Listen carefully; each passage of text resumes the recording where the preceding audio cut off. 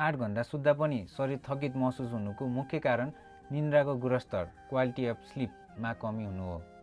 मान्छेहरू कति घण्टा सुतियो भन्ने कुरालाई मात्र ध्यान दिन्छन्, तर निन्द्रा कतिको गहिरो थियो भन्ने कुरा अझै महत्त्वपूर्ण हुन्छ। एउटा मुख्य कारण अनियमित सुत्ने समय हुन सक्छ। हरेक दिन फरक फरक समयमा सुत्ने र उठ्ने गर्नाले शरीरको आन्तरिक घडी बिग्रिन्छ। यसले गर्दा 8 घण्टा ओछ्यानमा बिताए पनि दिमागले पूर्ण रूपमा आराम पाउन सक्दैन। अर्को कारण सुत्नु अघि मोबाइल वा स्क्रिनको प्रयोग हो। यसबाट निस्किने निलो प्रकाशले निन्द्रा लगाउने प्रक्रियामा अवरोध पुर्याउँछ, जसले गर्दा निन्द्रा पातलो हुन्छ र बिहान उठ्दा शरीर भारी महसुस हुन्छ। त्यस्तै सुत्ने कोठाको वातावरणले पनि ठूलो भूमिका खेल्छ।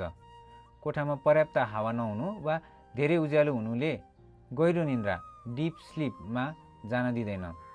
शरीरले आफूलाई मर्मत गर्ने समय नपाएपछि जति घण्टा सुते पनि थकाइ मेटाउन सकिँदैन। दिनभर सक्रिय रहन र ताजा महसुस गर्न केवल समय मात्र पुर्याएर पुग्दैन। सुत्नु अघि मनलाई शान्त राख्ने, क्याफिन कम गर्ने र एउटै समयमा सुत्ने प्रयास गर्नाले 8 घण्टाको निन्द्रा साँच्चै फलदायी हुन्छ।